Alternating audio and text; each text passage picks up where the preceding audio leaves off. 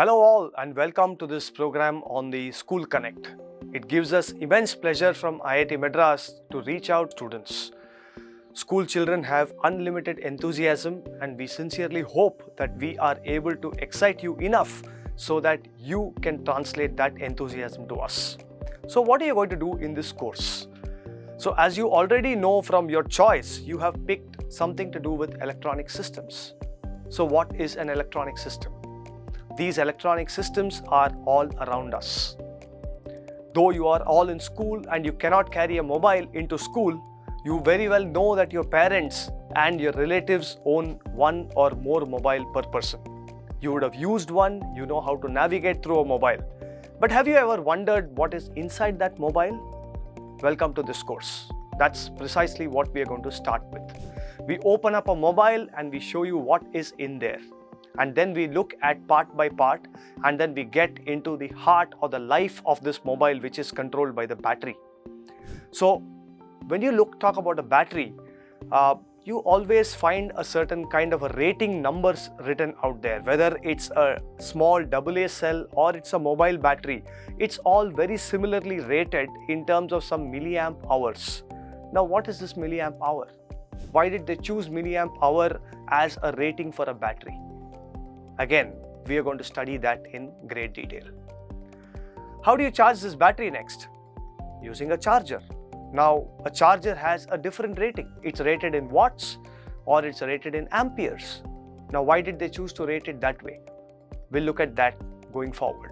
Have you ever wondered how a kettle actually works? You put water in there, you connect it to the plug and your water just comes out heated magically. How does this happen?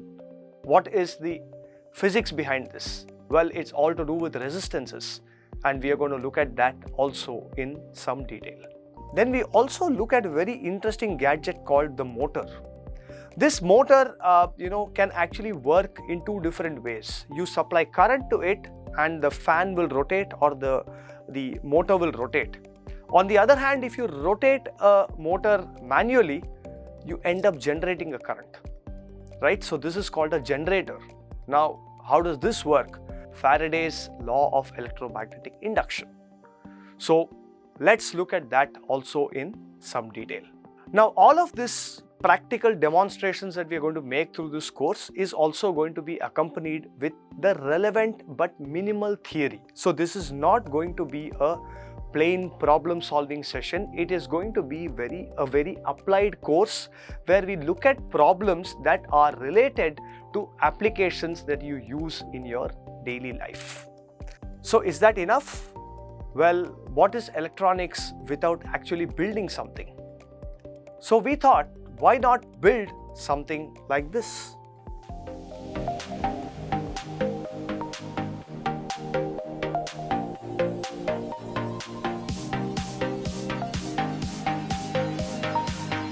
Imagine how cool it would be to build a robot that can play soccer.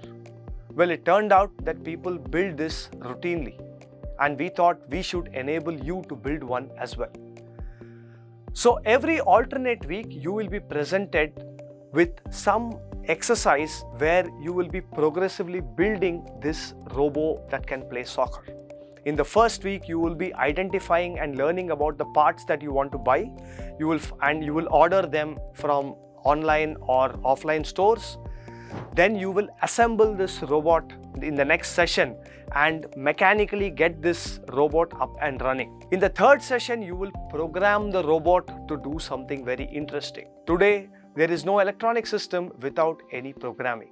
Hardware is always accompanied with some amount of programming and any electronics related person needs to be comfortable with some programming language or the other. So we thought we should introduce you to some programming as well. But don't worry, it's not that we expect you to know some programming. We are going to handhold you through this entire process. So we have a website, we have relevant do-it-yourself videos, we are going to have live sessions where we will guide you through this, and at the end of this process, in the end of the 8 weeks, you are essentially going to be building a robot that can play soccer and you will also be able to analyze some of the functionalities and some of the properties of this motor and battery and so on that actually controls this robot. With that brief introduction, I welcome you to this course and I hope you will have a great time listening to these lectures and getting your hands dirty trying out some exciting experiments. Welcome aboard.